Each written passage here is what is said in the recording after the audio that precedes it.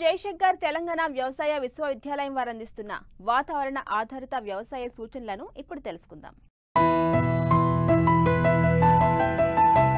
హైదరాబాద్ వాతావరణ కేంద్రం అందించిన సమాచారం ప్రకారం గడిచిన 3 రోజులలో రాష్ట్రంలో అక్కడక్కడ భారీ వర్షాలు, కొన్ని చోట్ల తేలికపాటి నుండి ఓ మోస్తారు వర్షాలు కురిశాయి. రాబో 5 రోజులలో రాష్ట్రంలో కొన్ని చోట్ల తేలికపాటి నుండి ఓ మోస్తారు వర్షాలు కురిసే అవకాశం ఉంది.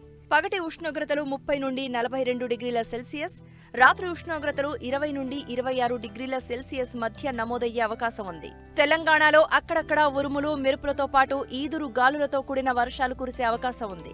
ఉరుములు, మెరుపులతో కూడిన వర్ష సూచనలు ఉన్నందున రైతులు విద్యుత్ స్తంభాలు, విద్యుత్ తీగలు, చెరువులు, నీటి కుంటలకు దూరంగా ఉండవలెను. రాష్ట్రంలో అక్కడక్కడ వివిధ జిల్లాలలో ఉరుములు, మెరుపులతో కూడిన వర్ష సూచనలు ఉన్నందున రైతులు చెట్ల కింద నిలబడరాదు. పశువులు, గొర్రెలు, మేకలను చెట్ల కింద ఉంచరాదు. నైరుతి రుతుపవనాలు రాష్ట్రంలోకి జూన్ 3వ తేదీన ప్రవేశించాయి.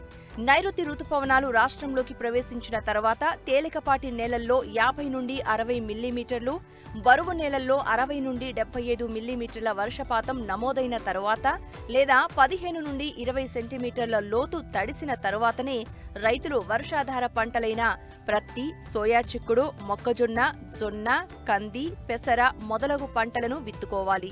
వర్షాధారపు పంటలను సరైన సమయంలో విత్తుకోవడానికి విత్తనాలు, ఎరువులు, పురుగు మందులను సేకరించుకోవాలి. ఇప్పటివరకు కురిసిన వర్షాలను ఉపయోగించుకుని రైతులు పచ్చిరొట్ట పైర్లు అయిన జీలుగ, జనుము, పెసర వేసుకోవాలి. కొత్త పండ్ల తోటలు పెట్టడానికి గుంతలు తవ్వుకోవాలి. నీటి వసతి గల ప్రాంతాలలో వరి సాగు చేసే రైతులు దీర్ఘకాలిక రకాలను నారుమడి పోసుకోవడానికి ఇది అనుకూలమైన సమయం. వరిలో 3 గ్రాముల కార్బన్డిజం మందును కిలో విత్తనానికి కలిపి విత్తన శుద్ధి చేసుకోవాలి. రైతులు తెలంగాణ సోనా రకమైన RNR 15048 వరి విత్తనాన్ని జూన్ నెలలో నారుమడి పోసుకోకూడదు.